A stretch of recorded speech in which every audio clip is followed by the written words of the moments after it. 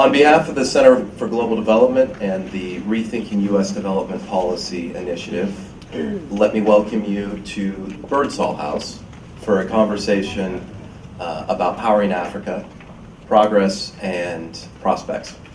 And this is actually the first public event that we've held in our new space. We had a little coming out housewarming last night. So we're very excited to have all of you here and enjoy this lovely meeting space for what should be a very thought-provoking and informative discussion. So by all accounts, the lack of access to reliable electricity is an issue of paramount importance in sub-Saharan Africa. And I'll give you just a few statistics just to kind of drive that message home. So nearly 600 million people lack any access to electricity, reliable or otherwise. 1 in 2 African businesses cite this issue as a major constraint on their operations expansion potential, more so than any other issue. 1 in 5 Africans cite infrastructure, including power, as the most pressing national problem, second only to jobs. And over half of surveyed Africans believe that their governments are doing a bad job at providing reliable electricity. And that number jumps to 80% in places like Nigeria, Uganda, and Zimbabwe. This is the broad brush background for President Obama's announcement of the Power Africa initiative last June. And the Electrify Africa Act, which was introduced at around the same time. The Power Africa initiative, through a public and private approach, aims to increase generation capacity by about 10,000 megawatts in 6 partner countries, at least phase 1. We'll hear much more about that, with the ultimate objective of increasing access to or for 20 million people and improving reliability and reducing costs for African businesses. That's phase 1. Through and phase 2, or phase 2. The Electrify Africa Act, which, as I said, was introduced roughly at the same time by Congressman Royce and Engel, which now, I believe, the last time I checked, had a total of 39 co-sponsors, maybe more now. This bipartisan legislation would instruct the president to come forward with a multi-year strategy for helping promoting efforts in African governments or in African countries to come forward with a mix of power solutions to address needs of urban and rural residents. It does a lot of other things. Nobody was going to talk about that. So today, we're very fortunate to have a conversation with key people that are on the front lines of these efforts, both here in Washington and on the continent itself. They're going to be sharing thoughts and information in terms of what's happened in the 6 months since President Obama made the announcement of Power Africa. What's working, what's not, and importantly, what is the most appropriate and relevant role for the U.S. government in this broader exercise. And hopefully we'll also get a sense of what the path ahead looks like, what needs to happen, both here and on the continent itself, to maximize the impact of this really important effort to address this equally important issue. So we are very fortunate, as I mentioned, to have such an illustrious group of people here with us today. Very quickly introduce them in alphabetical order. We have immediately to my right, we have Mimi Alemayehou, who's the Executive Vice President of the Overseas Private Investment Corporation. And under the Power Africa Initiative, OPIC committed to provide $1.5 billion in project finance and insurance to support power projects in Africa. We have Andrew Herscowitz, who is the coordinator for Power Africa and Trade Africa initiatives at USAID, and he's based in Nairobi. So he's going to be bringing some very interesting insights for what things look like from the ground and his coordination efforts. We have Kamran Khan, who is the Vice President for Compact Operations at the Millennium Challenge Corporation. In this position, Kamran oversees the development and execution of MCC programs, and this includes the development of compacts with 3 Power Africa countries, Ghana, Liberia, and Tanzania, amongst many others, but particularly for this discussion. So welcome. And last, but definitely not least, we have Nilmani Rubin, who is the Senior Advisor for Global Economic Competitiveness at the House Foreign Affairs Committee. And Nilmani has played a very important role supporting Chairman Royce in introducing and advancing the Electrify Africa Act. And Nilmani also has executive branch experience in previous lives, holding senior positions at the National Security Council and the U.S. Treasury Department. So she brings multiple perspectives, not just from her current perch. In terms of running order, what we're going to do is each of the panelists are going to have brief introductory remarks, a couple of minutes. Then I'm going to moderate a conversation touching on a number of interesting, important issues and themes. And along the way, since we have such a wonderful collection of people in the audience who are extremely engaged and interested, we're going to make sure that we open it up to questions along the way. So I mentioned that Andy is based in Nairobi. So Andy, why don't you tell us how things are going and how things look from the ground in Nairobi, and also as I think you're still probably living on a plane, so not just Nairobi but other places as well. So Andy, the floor is yours. I got 87,000 miles in the last few months, and then they switched the contract carrier, so now I have to start over from scratch again. So, and no one can believe you fly economy all those times. So it's been fantastic. The last 6 months, and I'm going to be completely frank and honest with this audience. When I first started this, I said I 50% love my job and I 50% absolutely hate my job because of all the moving parts and everything you have to do to really launch what's it's a startup business.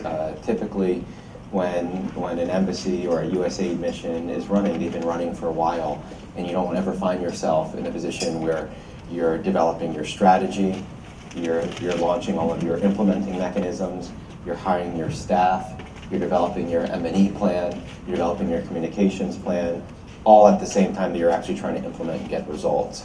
So it's been a very difficult few months. Just so you know, I'm now at a much better place in terms of how much I love my job, so I really do. Probably at 80-20 now, but that's mostly the 20 is just bureaucracy. But really, we're really in a fantastic place. I think that we've reached our battle rhythm. We opened up this office in Nairobi, and this is meant to be sort of the headquarters for Africa in a one-stop shop where businesses, both U.S. businesses, European businesses, African businesses can come through, meet with us, talk to us about what their needs are. It allows us to get on a plane and quickly respond to needs, and that'll get better as our implementing mechanisms get up in place. We've gotten full buy-in from the interagency teams that we have in each of the 6 Power Africa posts, and these are teams that comprise members from USAID, State Department, the Foreign Commercial Service, full buy-in from the ambassador, so everyone feels full ownership of Power Africa. The comments that we're getting from the private sector is they feel, I've said this a few times, that the threshold was very low. They said before this, the US government didn't even respond to their calls. Now, not only are people responding to their calls, but multiple people are willing to speak to them. Multiple agencies are willing to speak with potential investors, and everyone's working with different developers, investors, partners to try to troubleshoot particular deals and transactions to move them forward. So we've got the full buy-in in the field. We have full-time transaction advisors on the ground in each country. And we're not using a cookie-cutter approach. What one transaction advisor is doing in one country may be very different than in another country. In Tanzania, we have 3 transaction advisors, 2 of which are embedded with the host government. One that's focusing on the 29 priority projects under the Big Results Now, one that's working with the Rural Electrification Agency, and then another one that's playing the traditional role of reporting back to us. But what's really working, and Mimi can talk about this also a little bit, is we have really strong interagency collaboration in Washington. And we just came from the weekly interagency team meeting that we have, and that continues to grow. And people are really getting, better defining what their respective roles are. And the collaboration is outstanding.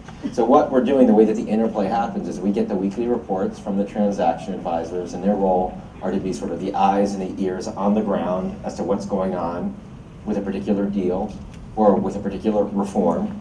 And they feed that information up through us. In the embassy, it goes back to Washington. And there's this constant information flow where people are able to figure out and how to troubleshoot particular deals. At the same time, we're trying to build some of our partnerships with the World Bank, with the European Union, with the African Development Bank. We're getting a better sense from being in the field as to what the real needs are and some of the issues, and be able to respond to them in real time. Geothermal is one of the areas that we can talk about, as we see a real potential opportunity to have a great impact in geothermal in East Africa. So it's really changing our perspective. And because we're basically a 24-hour shop now, because we have a team on the continent, we've got teams in Washington, and in some ways we're 24 hours because some of us are working 24 hours a day because of that. But no, we actually have people, if something's coming in the morning, they can work on it. They can work on it early in Nairobi and then pass it on to Washington. So the model seems to be working quite well. I'll leave it at that and then hear from our colleagues and respond to questions. Great, thank you, Andy. That's a wonderful way to kick us off, and you raised a number of different things we'll come back to. Mimi, one of the particularly exciting parts of this initiative, and this is something that the administration has been broadly moving in this direction, is focusing much more on the role of the private sector and helping to enable greater investments and private activity. And that's a core theme of this initiative, as far as I can tell. And as its explicit mandate of designed to promote private investment, why don't you tell us a little bit about what OPIC is doing and how you see this? Sure. Thank you, Ben, and thanks to CGD also for hosting us today. Before I do that, I thought maybe I would spend just maybe half a minute just on what OPIC does and what it's been doing for 40 years. As many of you know, OPIC is the U.S. government's development finance institution. So by mandate, our core objective is to support U.S. private sector investment in emerging markets. And we've been doing that for 40 years, and in Africa, actually, we've been active since 1972. And we do this through sort of our three main product lines. The first one being insurance. Much like the World Bank's MIGA, we support insurance products like political risk insurance, expropriation, and more recently, actually targeting the renewable energy market, we support sort of insurance to cover changes in feed-in tariff, which has been sort of really important and successfully. And our third product line is support to the private equity community. And as many of you know, OPIC is actually one of the largest financiers of capital to the private equity community, and including those in Africa. We were very bullish on Africa before sort of Africa on the Rise, and supported some of the earliest private equity funds investing in Africa, such as like Helios and African Capital and others. And we currently have about $800 million in that exposure. And our portfolio in Africa, I must tell you, the last 5 years, Africa in general has been our fastest growing region by far, like around 300%. It's currently 21% of our current total exposure, second only to Latin America, which has historically been sort of the big areas where, U.S. firms, when they first go abroad, they tend to go to Mexico and Latin America. Why Power and Power Africa? I think Ben, gave us some really good context for why this is so important. As you can imagine, Africa has been growing on average 5% for the last decade. Can you imagine if a country like Nigeria got its Power Act together? I heard Ngozi say that if Nigeria was to adequately invest in power and get its Power Act together, it could add 2% to their growth rate. Imagine what that 2% means in terms of job creation. And that's job creation is something every single African country is currently worried about. So power is so important. And you may have heard the statistics. I mean, 2/3 of the continent doesn't have access to power. Sub-Saharan Africa has the same power capacity as the country of Spain, with 45 million people. This is 800 million people using the same power as Spain with 45 million people.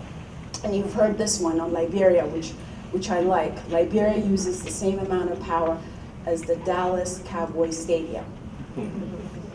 Really sad. This is the country of Liberia using the same power as the Dallas Cowboys Stadium. On a more personal level, as many of you know, I'm originally from Ethiopia, and used to go visit my grandmother, my dad's mother, in the south of Ethiopia. She never had electricity, and she died a couple of years ago, never ever turning a switch on in her home, never had access to electricity. And that is the life of 2/3 of sub-Saharan Africa population today, in this day and world. So the need is huge, and as Africa is growing faster, the need has actually become chronic, like it's really urgent. So in terms of Power Africa, OPIC is committed, as Ben said, 1.5 billion. That's really a dip, over the next 5 years. By the way, our commitment was for the whole of sub-Saharan Africa and not just the 6 countries. As you know, we're very demand driven. We're driven sort of by where the private sector wants to go, and we're working everywhere, from Togo to Nigeria to Ethiopia to Kenya. So, and since that, one of the exciting things, and Andy mentioned that about what Power Africa has been able to do, actually is sort of create demand and also get the attention of the private sector, particularly American companies. And we are seeing developers. In fact, in one of our projects going to the board, in the March board, we're seeing a US investor which is investing for the first time in emerging markets, not just in Africa. They're investing in power for the first time in emerging markets in a Power Africa country, in Kenya. So we're seeing developers that we've never seen before.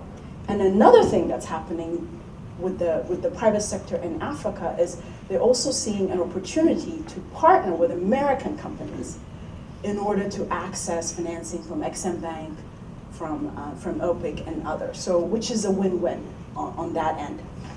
And another thing, I think this is actually much more important. What we're seeing is that it is actually encouraging African countries to continue with reform. Because there's a lot of countries that are saying, oh my God, we want to be part of Power Africa. I'll give an example in Ethiopia's case. I know I keep on coming back to my native country, but they approved the first PPA with a private developer for Corbeti, for geothermal, for the first time in that country's sort of history.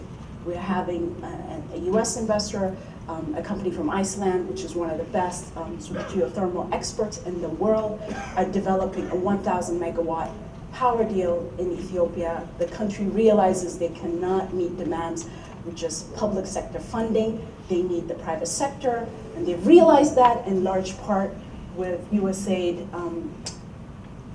Power, what do you call them? Africa Infrastructure. And your consultants who actually help the governments also on the reform side, which is actually a much more important element. For OPIC, which is really a very tiny agency, we're all based in Washington. We have one person in South Africa. We don't have people on the ground. The most important component of this Power Africa actually transaction team has been to have transaction advisors in country helping the governments on reforms, helping them with their PPAs, helping them on the contracts, things that we, OPIC, could never do. And that has actually been able to expedite some transactions, even on tax issues, which we're facing. I mean, we could not have had things resolved. We just had a case in Tanzania where we were able to extend the PPA from 15 years to 25 years, and that's with the help of USAID. And that doesn't just benefit OPIC, it actually benefits private sector investors that are coming from Europe, that are coming from the rest of the world. And another exciting component of this whole exercise has actually been our really increased work with the multilaterals, both the IFC, but also more importantly, the African Development Bank, which, as you know, is one of the largest investors in infrastructure, period, broadly in the continent. We are doing our first project in power with them, like in OPEC's history. In Kenya, inshallah, it hasn't come to the board yet, and I'm hoping that it will get approved, but that's kind of exciting, and I feel like that will continue, and we'll do quite more. So I'll stop there. Great, thank you, Mimi. Very, very helpful, very informative. Kamran, so the MCC is both, as I mentioned, actively working on compacts in 3 of the Power Africa countries, but also quite striking that when given the opportunity to determine their own priorities in terms of programs, nearly every single African government has decided to focus very heavily on infrastructure. I think it's quite striking. So I think the MCC brings an interesting perspective, both looking backwards in terms of experience in a handful of countries, but then also what you're planning going forward. So would love to hear from you in terms of what the agency is doing and how you see things. Great, thank you, Ben. Once again, thank you for organizing this. It's great to see so much interest in this issue. So let me start at the top first. First, I think Electrify Africa bill. I would really like to thank Chairman Royce, Congressman Engel, and also Congresswoman Bass for the leadership, because I think it really complements Power Africa, the President's initiative, very well. You know, so often we talk about strategies for different regions or sub-regions. Here we have an actual initiative that will show things on the ground. Strategies, you know, it takes us so long to discuss strategies, then we fight for budget, then, you know, by the time you get done, you've moved on to something else. And Power Africa actually gives us a strategy and a target at the same time. So it's a great way to galvanize all of USG resources. As you mentioned, for MCC, 3 of the 6 Power Africa countries are countries where we have a presence, where we have a commitment to do a compact. And 2 of them are Tanzania and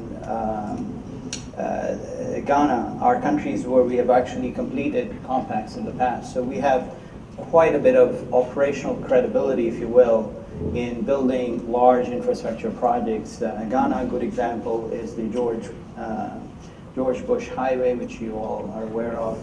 And in Tanzania, it's the transmission line that connects the mainland to Zanzibar. So we have built things in these countries, and we have advised government, so we have some credibility to work with. Our approach to Power Africa is very similar to how we approach all our compacts. We have a 3-pronged approach to the power sector. As you mentioned, most of our clients raise power as an issue, but more importantly, as our model goes, we do a constraints analysis for each country before we decide what we are going to do there. And time again, power comes up as a key constraint to economic development. So I think that both substantiates the focus on power as an initiative, but it also raises all the issues that we know about development that power sort of almost demonstrates, because there's so many connectors that run through power as an issue, as a constraint. In Power Africa, we will basically look at 3 things. One, we believe, and we have learned through our experience, that getting the policies right is very, very critical. So, you know, when we talk about power, we need to actually prepare the sector for private sector investment, for sustainability of public investment. So focus on reforms is critical. At the same time, you must not do reforms for the sake of reforms. There has to be a focus on transactions, particularly when we want private capital to come in. So we are looking at demonstration projects, pilot projects, to actually say, okay, reforms for what? Policy for what? How do you fine-tune the policy so that it actually allows deals to happen? If you have great policy and nobody has invested money in the sector, then frankly, there's something wrong with that policy. So we're looking at this tag team approach, you know, going on 2 things at the same time, and this is why the AID approach is so helpful, not just for MCC, OPEC, as well as XM in the private sector, because they are looking at transactions and also policy, and we're supporting on both ends. Now, in the middle is a 3rd layer, which is capacity building. So at some point, These countries have to be able to start to negotiate things with the private sector on their own. We, as advisors from different U.S. government agencies, we can help them. We can advise them, and at the end of the day, the decisions are theirs. And that goes very, very strongly with the MCC model of country ownership. We have a very different approach in that we give money to the countries and work with them as they hire the advisors, as they hire the contractors to do the work, rather than us sending our consultants and saying, okay, this is what you need. So our approach, again, just to summarize, is policy reforms, transactions, and capacity building, all three moving at the same time. We as an agency, through this compact selection process, have a commitment right now somewhere around $1 billion in the Power Africa countries, only these three countries. So, we do few things. We work in very select set of countries, but where we work, we go in a very substantial manner. And that's what we hope that we, as an agency, will be able to deliver behind the President's initiative, that in the three countries where we are, we will deliver something very substantive.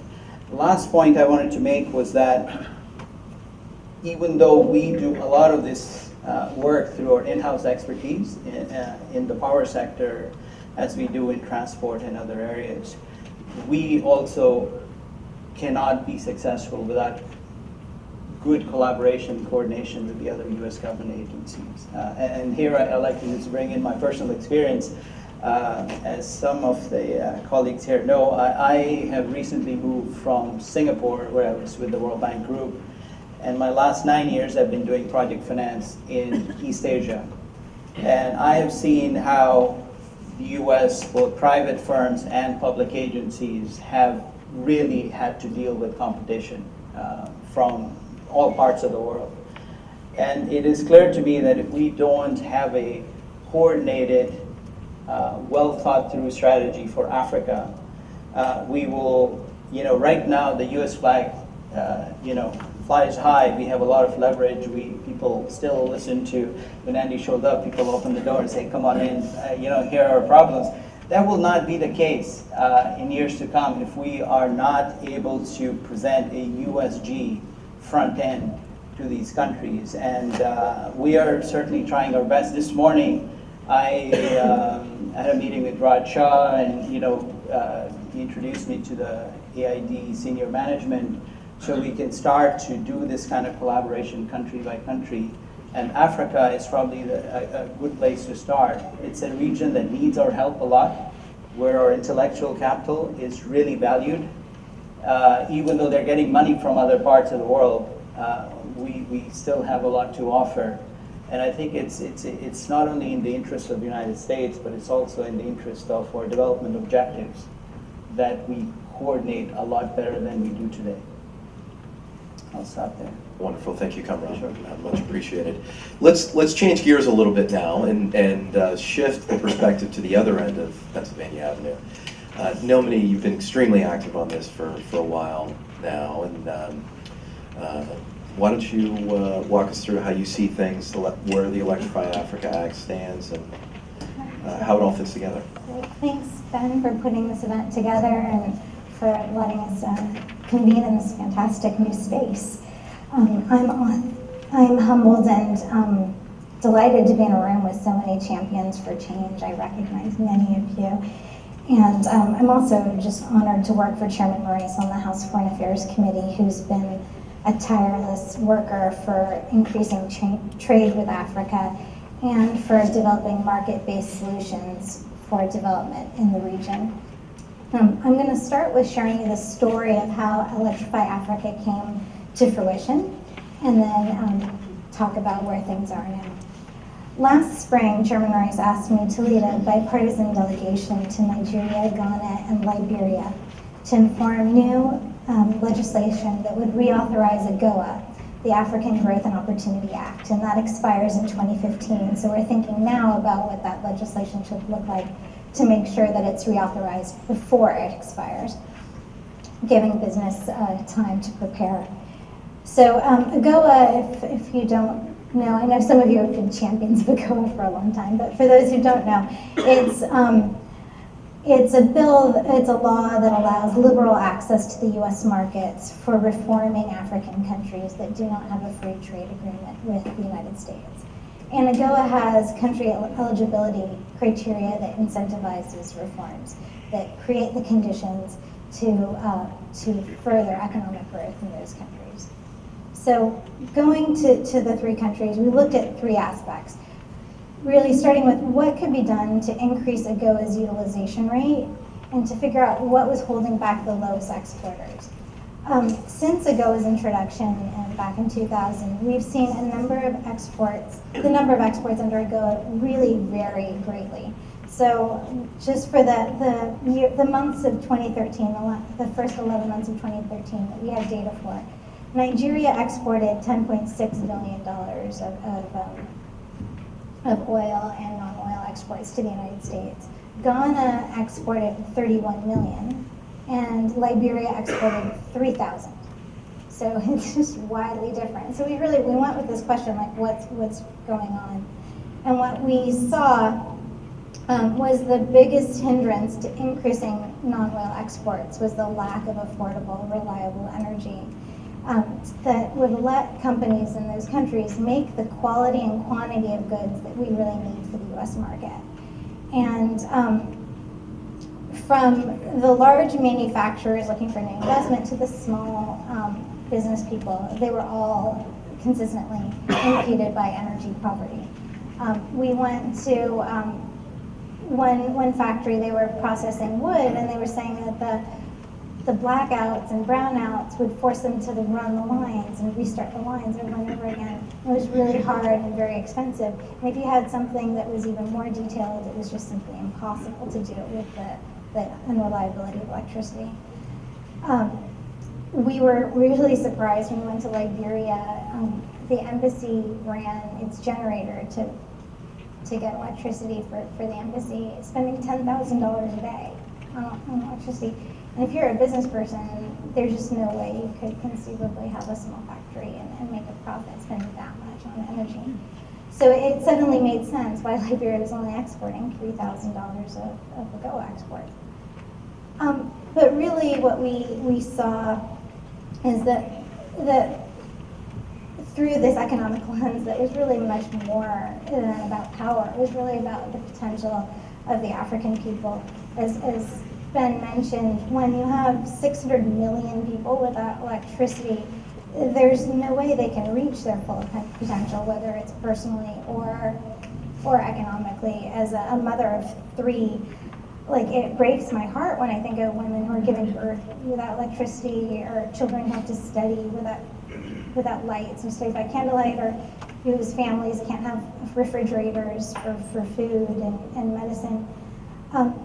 But from the economic perspective, when you think about people who can't run computers, who don't have access to the internet, which is really one of the major drivers of U.S. GDP growth, we're living in a world where that quote is very true, that the future is not evenly distributed. And it became absolutely clear that there was something that we could do and something that we needed to do. So Chairman Rice and Ranking Member Engel worked together alongside with the lead members on the African Subcommittee, Representative Chris Smith and Karen Bass, to develop the Electrify Africa bill. And it was very cooperative and bipartisan. And it was one of those stories that maybe doesn't get covered that much, that there is actually bipartisan work going on in Congress. And so we worked on the bill together and shared it with the administration, who was, I think, surprised because they were coming up with these ideas at the same time. And it was really a unique moment. We had both sides of Pennsylvania Avenue coming to agreement that this was a major issue and coming up with similar solutions towards this major issue. So we introduced the Power Africa bill a week before, the Electrifying Africa bill, a week before Power Africa was announced.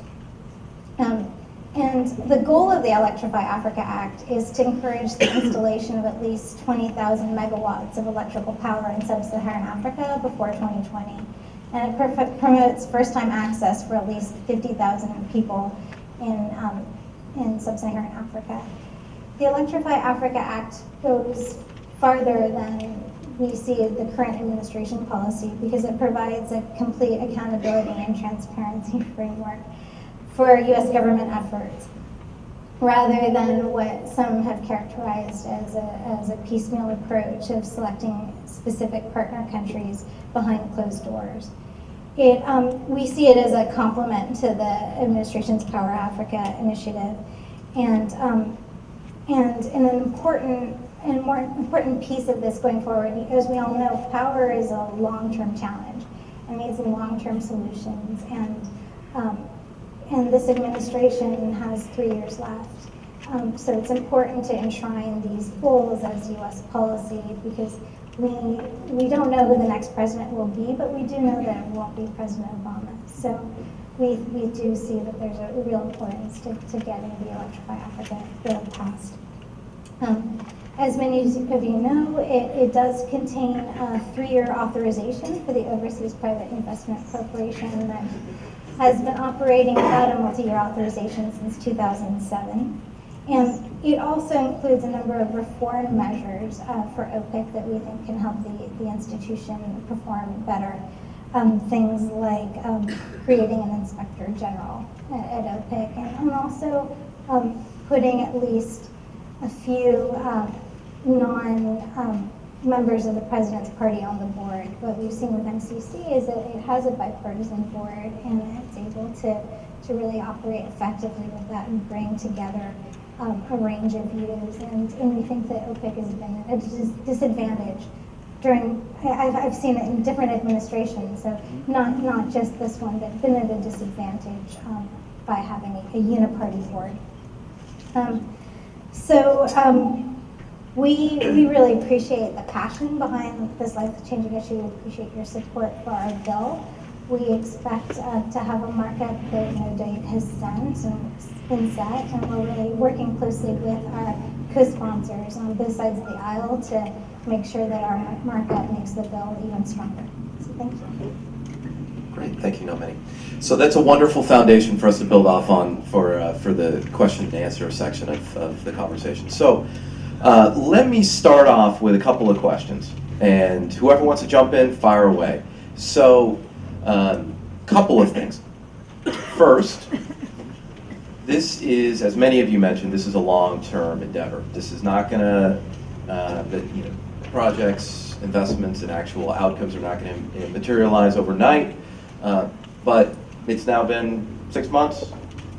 When are we going to start seeing some concrete proof points that all of these interagency efforts are really making a difference in terms of investment and transactions on the ground? So, I'm happy to address that. So, Actually, one more, Andy, before you jump in, because you there might be able to multiple questions. Sure. Go ahead. And then secondly, a couple of folks also mentioned the transaction centric approach, which I think is pretty unique. I'm not aware of that occurring with the U.S. government in the past. Maybe I'm wrong.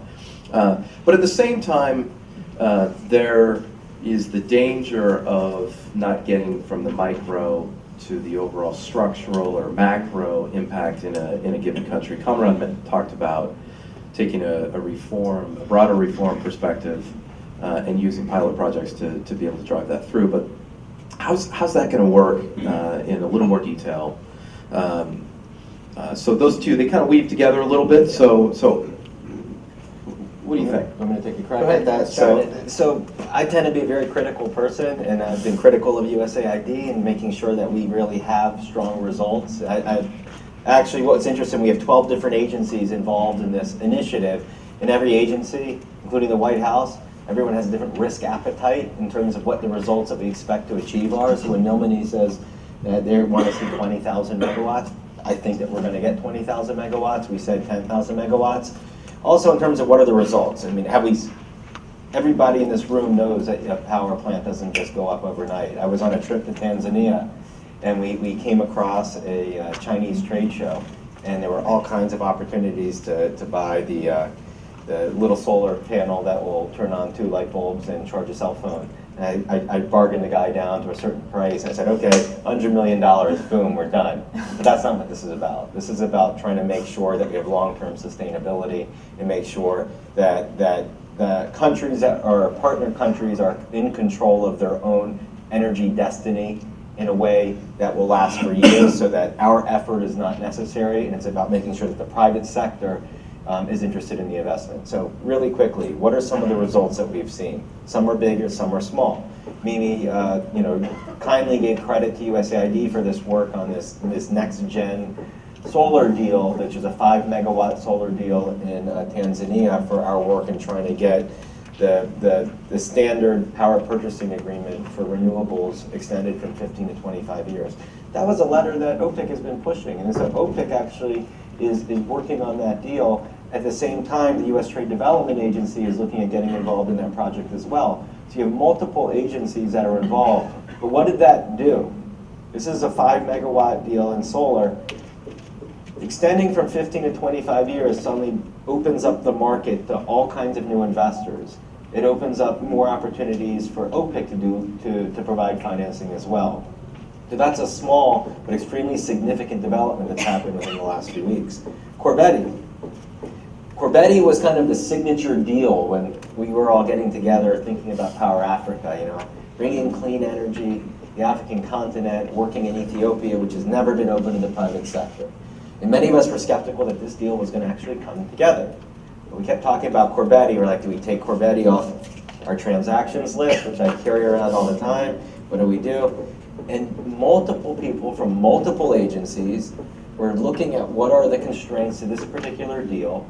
We had our transaction advisor on the ground. We had people working with some of the developers in New York and in Washington, constantly trying to track what was going on. And at the end of the day, this thing came together, and it's not at 300 megawatts, and it's at 1,000 megawatts. And we even heard that it may be more.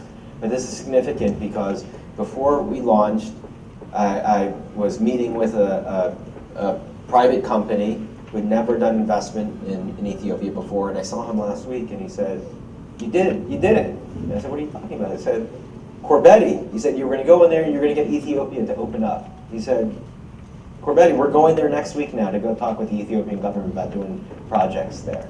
So these are significant developments. It's not flipping the switch, but it's opening up the market. And that ties into sort of the bigger picture of what you're talking about. Well, let me be clear about a couple of things. One, we have identified priority transactions. They're not all big gas transactions. There's sometimes, I mentioned this 5 megawatt solar deal. That's not a major transaction. It's a mix. And the reason we have the mix is because we realize that there's all types of different reforms that need to take place. And each one of these deals has a demonstration effect. So the 5 megawatt solar deal that needed that 15 to 20 year PPA suddenly opens up the sector for renewable investments. Work that we do on a major gas transaction will open up the sector to additional investments. And then our team also, the agencies over the last few months have been working on our off-grid mini-grid strategy as well. Because we realize that not all the people are connected to the grid and they're not all going to benefit from these transactions. So we're looking strategically about how we can also reach out to a much broader audience and think about how energy is delivered in a different way than it's traditionally been delivered. Now, going back to the transactions and the reforms, we're choosing some of these transactions because these are the transactions that will push the reforms. It's one thing to bring in an expert and have them do a study and tell you what they think needs to happen. It's another thing to sit down with the private sector and say, well, why aren't you investing? And why isn't this happening? And they identify the key constraints. That constraint may be an individual in a ministry, and it's a question of having the ambassador call up a minister and say, this person's a problem. It may be a particular VAT remission issue that needs to be resolved, and that happened with Aeolus. Aeolus is a 60 megawatt private wind park, which is the largest private wind park in sub-Saharan Africa, outside of South Africa. which is just reached financial close. It's a Power Africa priority transaction. So it's all types of different things. It's everyone speaking to one another, and it's the demonstration effect that we are basically trying to push the reforms on an expedited basis. Can I add something to what Andy said? Just to add on the Corbetti transaction and why that actually worked. I mean, before Power Africa, first of all, our deal teams at OPIC work on the deals, and they don't necessarily seek advice from USAID, even though Administrator Shah is on the board at OPIC. So the reason why it worked was at the very beginning, when the developer first came to talk to OPIC, we had the entire team actually meet with him, USAID, XM, all the members. And then he was able to lay out some of the issues that they were facing in country. And USAID was about to send their transaction advisor. And so they became much more aware of what was actually needed directly from the developer. And so they were able to put in place somebody there who had a tremendous amount of experience right here in the US on the regulatory reform, geothermal expertise. And that worked. I mean, that literally moved the transaction like by 6 months. It expedited our process. So that those kind of things are happening. And it's not just transaction based, because I think that policy change in that country has all of a sudden opened itself up to private investment coming not just from the US, but elsewhere. But just to give you an idea, since the announcement, we've done, I think, 288 million in commitment. We did Sun Edison's first investment in Africa, in the solar sector in South Africa. It's a big deal. OPIC has worked with Sun Edison and in other regions, particularly in Latin America, very successfully. It's a very experienced developer, and they did their first investment in South Africa and now are looking to expand elsewhere. Currently, I mean, our commitment is 1.5 billion over 5 years. Our current pipeline is 1.7 billion. Obviously, some of those projects may come off. I've been there too long to know that not everything actually goes to completion, but just to give you an idea, we have 1.7 billion currently in our pipeline from Kenya to Nigeria, Tanzania, Rwanda, and elsewhere. So it's, I'm feeling very optimistic. Yeah, I mean, in terms of, you want specific results of where we are, I can tell you that we've identified 5,400 megawatts of transactions that are in our pipeline right now. We expect to actually see financial close for around 5,000 of those by the end of the fiscal year. Some of them will fall offline, but we're already making significant progress. Now, getting from financial close to flipping the switch is a few years, but this is huge progress. Let me just come in with a few comments. First of all, Andy has a tough job. So, you know, there are a couple of things we'll all have to keep note of. One is, you know, there's, and having seen this in other parts of the world, and it's now kind of coming to Africa, Africa's experience is going to be no different from what East Asia went through and Eastern Europe went through and Latin America went through, which is there's going to be a lot of talk about a lot of deals. Very few of those deals will actually reach financial close. Okay? We know that this will happen. And you know, right now, a lot of countries in Africa are the darlings, like the Ghanas of the world. Everybody's rushing there. They get a couple of years. People wait and see if they move, and they create the right environment for those investments to be sustainable and profitable. And if they don't, they'll move on to the next country or the next region. So that is our responsibility, our ask as advisors, as development experts, to make sure we tell our clients that you need to move on these things and create the environment that is for the long term and not for one deal or one-off thing. We have to be cognizant of the fact that these countries are still barely above good credit, okay? Very few of them are investment grade. They're barely making it there, okay? So you do have this fiscal cliff in the shadow, in the background, looking at them. So, you know, to what extent, Ghana is already having some macro issues. So to what extent are we going to get some deals done, and to what extent are they setting a stage for a sustainable macroeconomic picture going forward is also very important. You can structure deals, you know, as former investment banker or whatever, you know, you can structure a deal anytime you want, but you can take a country downstream in a situation from where life becomes very difficult for them going forward. So the second thing we need to watch for as again, development experts, is are we taking care of them for the long haul? You can win the battle today and make them lose the war in the long term. So what we do under Power Africa, I think it is incumbent upon us as U.S. government agents and as supporters of Africa to make sure that the model is sustainable, like truly sustainable. You know, the deals are done on a framework that actually makes sense. It's not that you can put in all kinds of government guarantees to get a thing off the ground and then what, you know? So it has to be a balanced approach, and I think that's why I said Andy has a tough job, because managing expectations is going to be key. You know, can you get a lot more deals done?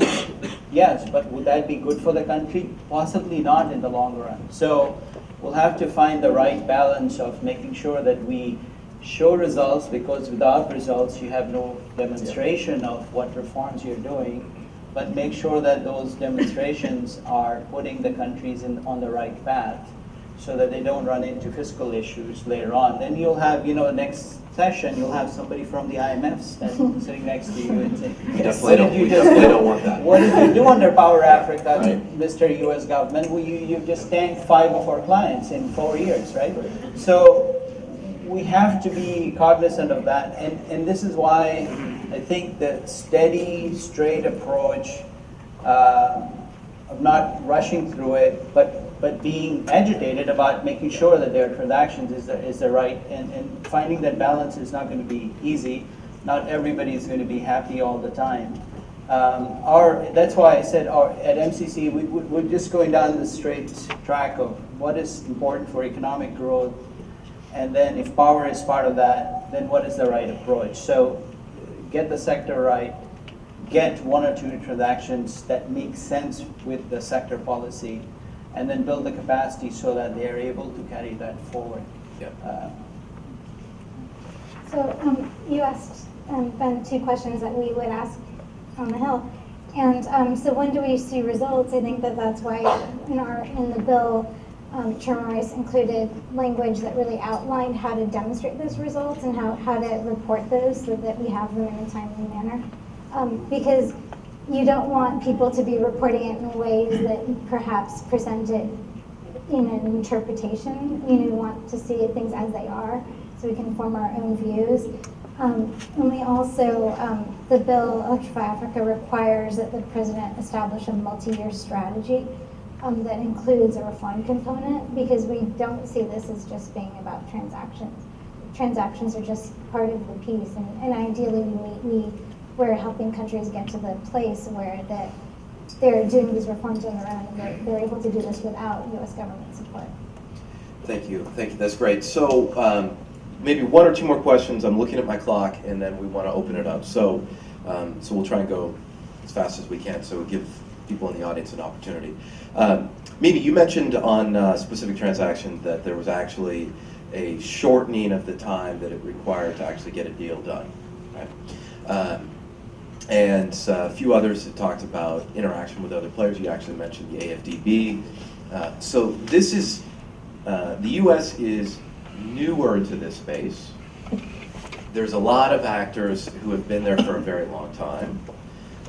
The numbers that have been thrown around are very material, but they're not overwhelming compared to the overall activity in the sector and the need as well. So there's going to be able to need to work very closely with other actors for leverage. Some of you have touched on it. I want to go a little deeper. So of the tools and instruments at your disposal across the different agencies, what's missing? What's missing? And this ties in with the Hill's efforts to look at some of these things. It's the bill that Nilmani has worked on with Chairman Royce and many others doesn't just talk about a strategy. It actually looks at the tools that are at your disposal and whether there's things that need to change. The omnibus, which is out, not yet approved yet, but would do something like give OPIC more money for its administrative expenses, amongst other things. What's missing? What would make it more effective, make your agencies more effective, for example, with interacting with the MDBs? Would a streamlined document for projects that, as a good friend of mine says, if you could get it 80% the same, then you would have a big impact in terms of the time to market and closing deals. So what are some examples of things that are not on the table right now? Sure, I think, I'll start off with that.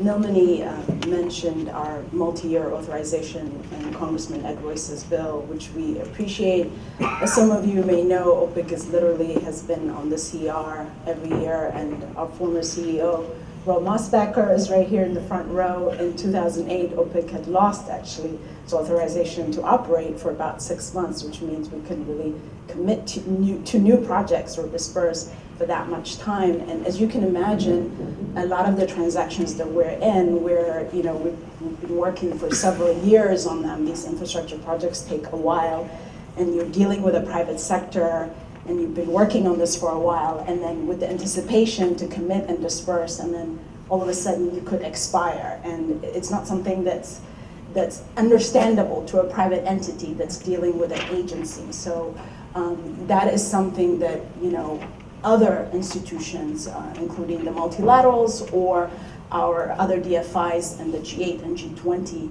have to operate under this sort of unknown, and so that's unique to OPIC, and I wish, I hope that that bill actually passes. And then there's obviously other tools that other multilaterals and development finance institutions have that OPIC does not have, and I think you've written quite a lot about it, and that's equity authority. So even though we're one of the largest providers of capital to the private equity community, it's still a debt instrument, and so we're senior. They have heard you. So it's still a debt instrument. So we're senior to everyone else in the GP, and so you can imagine what some of those negotiations with the other LPs and funds can be like. That the U.S. government's development finance institution has to be senior. That means if things go wrong, we get paid first because we're debt. So that's one thing we don't have. But then I think our biggest sort of challenge has always been our admin budget. To be honest with you, we're a very tiny agency. When OPIC was created 40 years ago, when President Nixon created it, and with the intention to support U.S. private sector investment, and felt like the U.S. government, the U.S. needed a separate agency to do that and not be under any larger agency. I think he was, sort of seeing very long term. But since then, since OPIC was started, other development finance institutions have started all over Europe that we work very closely with, but they've also changed with the times in terms of their tools, but also their size.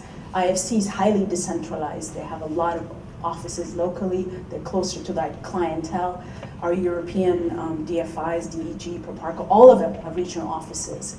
And so we have this one person, as you know, in South Africa. So I think if I was to have sort of a wish list, that would be to add more to our admin budget, so we could have an office in West Africa and one in East Africa as well, to be closer to the clientels, to the clients, to move transactions faster. But we're glad that Andy's there and helping us, and the missions and the State Department offices that are there. So those would be sort of our wish list. Any other quick thoughts before we open it up? Well, yeah, a couple of things. One, our interagency team has been incredibly creative to figure out how to fill gaps, where there are gaps, whether they're human resource gaps or financing gaps.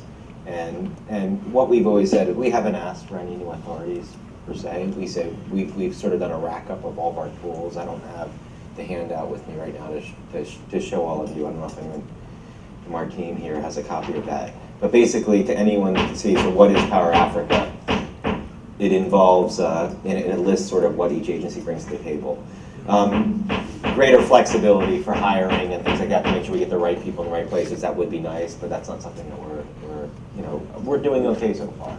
And at some point, what I've always said is, if we feel like there's a tool missing based on feedback we've been getting from our partners, we won't hesitate to go to the Hill and say, this is what we need to make it succeed. But we're doing okay. We've got plenty going on. And keep in mind, the commitment from the president was $7 billion over a 5-year period.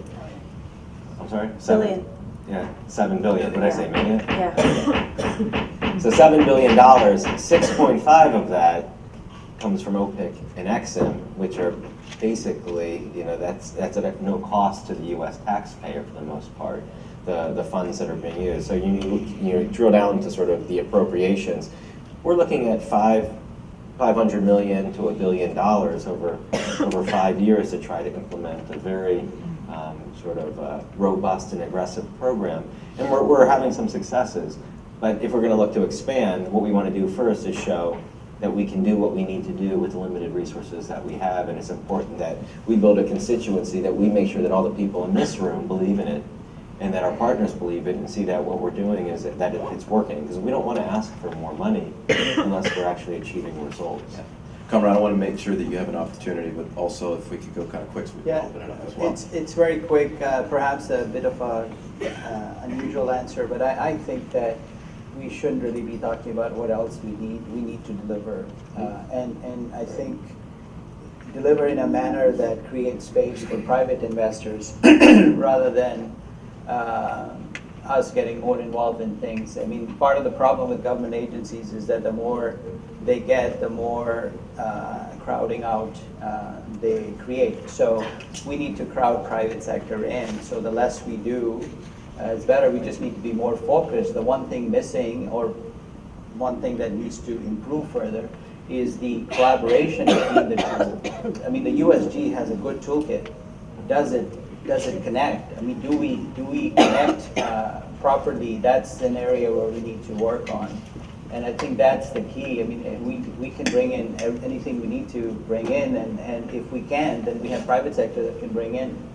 But are we really creating the environment where private sector comes in? And that's really the ask. That's what I think these agencies will be judged on in the coming years. Did we create opportunities? And in some countries, our partners will play along with it and help us do that better than others, and that's where the capital will go. Yeah. Great. Thank you. Nomini, I had about 3 more questions for you, but hopefully they'll come out, and if not, I'll try and loop them back in. So we have a couple of people in the room with mics. We're going to collect 3 at a time. I'll grab 1 from each of the sections. So I see right there, here, and right here. Why don't you raise your hand if you don't have a question? And we'll try and please be brief and to the point, since I think we have about 15-20 minutes, a lot of questions in this room, and the panelists will try and be equally as brief and to the point. Please. Good morning. I'm Sarah Lopez from Peace Corps, and I wanted to thank you for the wonderful information about Power Africa. My question relates to the mini-grid strategy that Andrew mentioned and the time frame for when that will actually hit communities. And I was wondering if, when you prioritize investments and resources, if within each country you will identify communities and areas similar to how Feed the Future identified zones of influence. Thank you. So first, let me just start by saying that Wait, Andy, hold on. We're going to collect them. Okay. We're going to collect them so we can be a little more efficient in the Q&A. I'm Rob Mossbacher. In the capacity I'm asking this question is as chairman of an organization called Initiatives for Global Development. So a measure of the success of Power Africa will be the capacity we have to reduce the cycle time on projects from something now approximating 5 to 10 years per project down to something more like 2 or 3. And there are certain steps that can be taken to accelerate it. You mentioned standardization of documents is one. Another is this classic lack of ability, capacity, or depth in energy ministries or regulatory officials. I wish, Andy, maybe you and Mimi would speak to what, and as well, Kamran, you, because I think MCC has dollars to invest in this as well. How do you see addressing some of these needs that could significantly speed up the process and cycle time on projects? Great, thank you. And lastly here. Paul Applegarth, I'm going to use a 4-letter word, and that's coal. And we all know the negatives. I'm just curious what, in some cases, that is almost the only resource available to some countries. What are the attitudes about it? Positive, and obviously know the negatives. Thank you. That one came up quickly. So we have mini grid, capacity within ministries and regulators and how to address it, and then also the issue of coal. Anyone want to jump in? Sure, I can jump in. So first, with respect to Peace Corps, obviously we would welcome Peace Corps as a partner, and we're open to engage more with the Peace Corps to figure out how we might be able to incorporate the volunteers and coming up with, especially being involved in the off-grid mini-grid strategy that we're developing. In terms of how do we choose communities, we have, and I've mentioned this before, sort of an informal scorecard that we look at. It's not meant to be a science, but it's different factors that we look at, including how do some of these transactions or particular deals that we're going to be working on intersect with other U.S. government priorities, and it could be Feed the Future. We have the Powering Ag, the Powering Agriculture initiative that USAID launched. So we've basically done a rack-up of all of the different initiatives that the different agencies have or different activities that they have, and trying to figure out how we can get them all to speak to one another. So we're trying to be more and more strategic about how we roll that out. The second one, what was before coal? The second one I'm was happy. capacity and ministries and regulators. Sure. Thanks for bringing that up. And as you know, we're working very closely with IGD. OPIC has these 10 elements of a bankable PPA, which we usually present to every sponsor that we work with. And we're actually working through the other agencies within the Power Africa group to have them sort of endorse this document. But I think that's one thing that's very much needed in terms of in the ministries and countries that have never negotiated with on a PPA, and sometimes the private companies are sort of represented by the top lawyers, and on the other side is I was in a meeting in Tanzania once, and this minister, it wasn't from Tanzania, it was from a different country, let me be clear.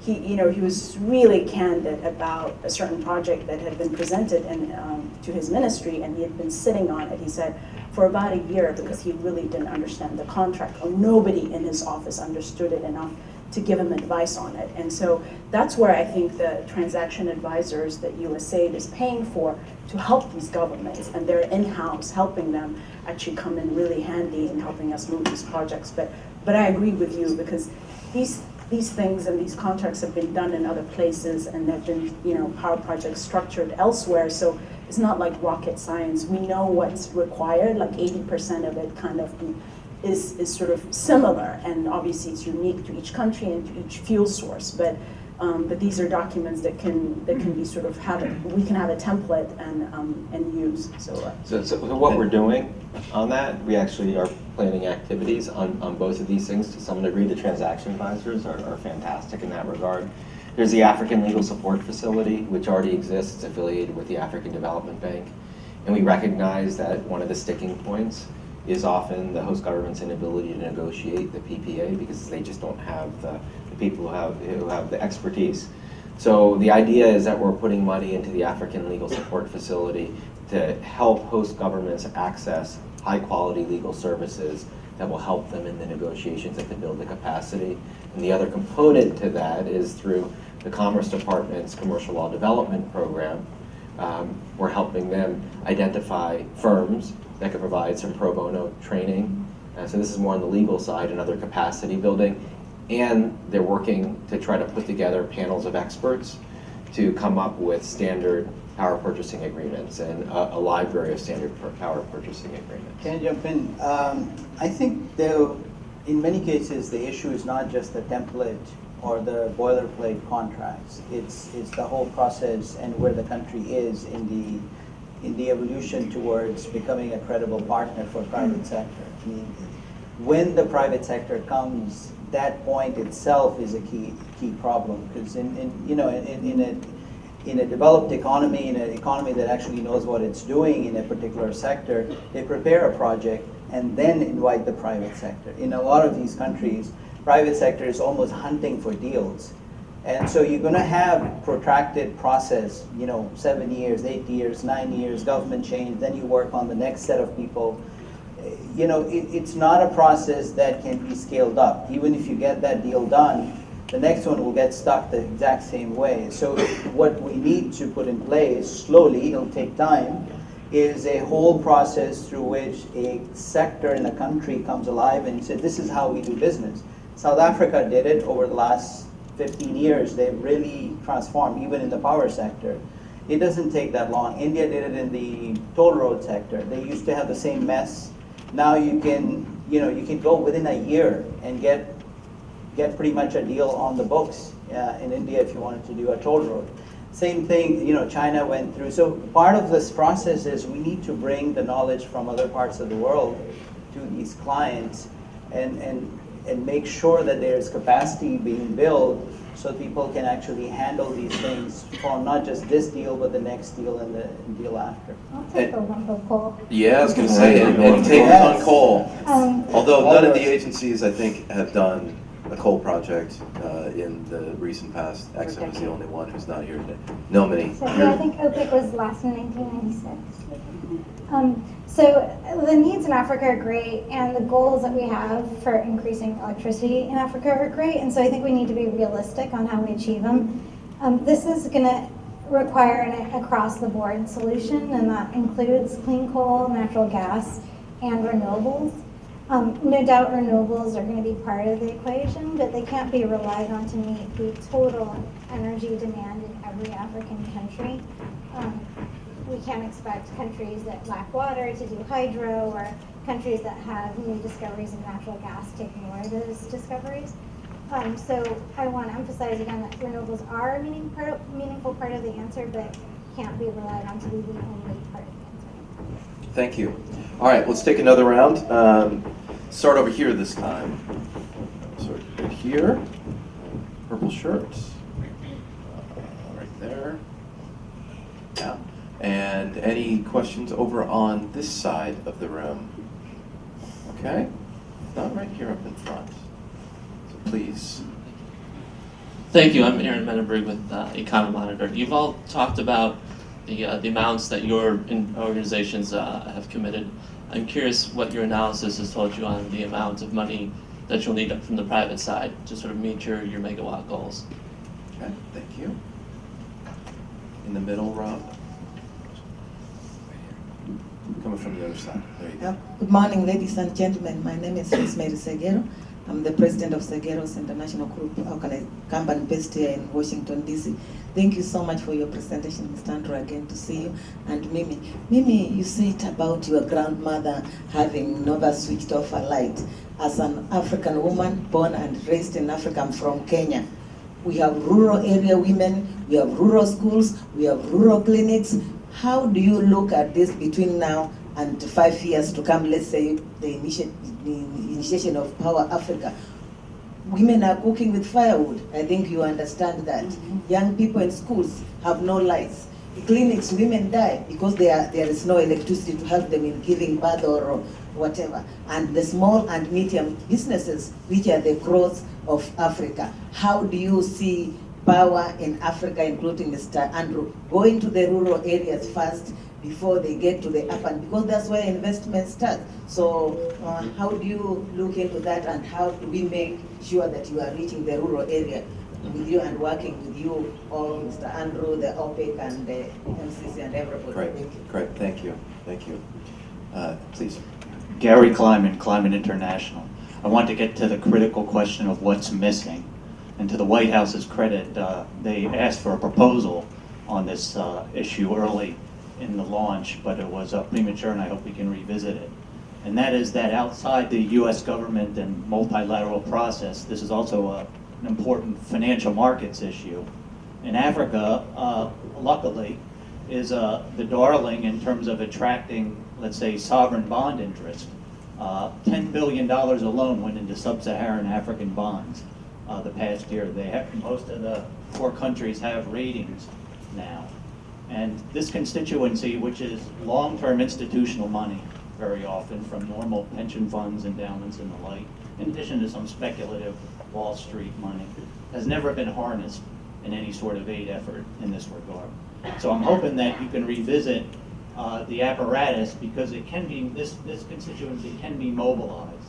And obviously in terms of the financing, it's very important, but also in terms of the policy input, because when you particularly talk about the macro level in terms of economic and financial sector development, U.S. really has a comparative advantage, but there's also a lot of local money that has never been mobilized that you should pay attention to as well. Excellent. So obviously the Ghana Euro bond, the Kenya infrastructure bond come up in that context, also USAID loan guarantees. But I'm looking at the clock, so I don't think we have a whole lot of time. If we're able to get one quick round, one quick question or two after this, let's do rapid fire now. We've entered that stage. Let me do rapid fire on institutional capital, Yeah. which I think is a very, very critical point because, as you said, there's also a self-policing element to that. If this money comes through those markets, then there are eyes on where that money is going. Of course, that's a key part of building the capacity on how do you have the institutions established that can actually be credible to that kind of institutional capital. And that's not, that is again a long-term process of building the capacity. So, if you wanted to, for example, go into municipal bond or infrastructure bonds, you need to have the underlying assets that the transaction has to be built. Who is your off-taker? A lot of these things come down to some very blocking and tackling kind of issues. Who at the end of the day is the off-taker whose credit anybody is going to trade off of? And that just requires work. Unfortunately, I don't think you meant to raise it that way, but often these types of issues are raised as quick fixes. Yes, there's money out there, but it carries with it a need for return and some fiduciary responsibility for who will invest that money into an infrastructure bond. And if you were to do that, okay, what is the quality of the assets in that bond? And then you come down the next level and you say, who's the off-taker? What's the credit? What's the water utility or the electric utility that's going to pick that up? So our focus has been using the grants to not only build the capacity and the structure, but to actually work with a number of the power utilities across Africa. And we've had some very good results already. Ghana just increased their tariffs significantly. We're talking about 90% increases in tariffs to make them financially viable. And the hope is that once you start to reform and almost recapitalize and restructure the off-taker, then you can have people like Exim use them as a credible party or MIGA or whoever else to actually provide the financing to the IPP that needs the funding to actually build the plan. So that it's going to take a while, but it all comes down to the grassroots, the basic homework. Unfortunately, these are countries that are going through a transition right now, and I think that's why managing expectations is critical. It's going to take time, and we won't be successful in every country, but where we have champions who are willing to play ball with us, we will see some results, and we're already starting to see some. Okay, rapid fire, real quick. $300 million is what it's been estimated, is what 300 billion, you're saying million, is what the need is. We obviously don't have that need. We're looking at working with pension funds in Nigeria. We're looking at organizing a pension fund. There's $20 billion of pension funds available, possibly. So we're looking at that. We're looking at developing with other partners funds that would bundle together projects for investment as well to make them more attractive as well, to try to attract private equity. But a lot of these ideas, we're looking at everything. No, I just wanted to add to your question as well. It's true that there's a lot of opportunity for pension funds in the continent, not just pension funds abroad, that have traditionally invested sort of in real estate, been conservative, just buying treasury bills, are starting to see an opportunity to invest in infrastructure. And I think Kenya has been the first one that's been successful in attracting local pension funds to on their last infrastructure bond. And I think Nigeria is looking into it. I believe USAID is helping them with a private capital group and organizing and consulting with the local pension funds in order to attract that. And then Rosemary from Kenya, Jambo, habari gani? I grew up in Kenya, so I know some Swahili. Just to let you know that Kenya is actually, looking at our pipeline at OPIC, we have the most deals coming up in Kenya. A lot of it is actually clean energy as well.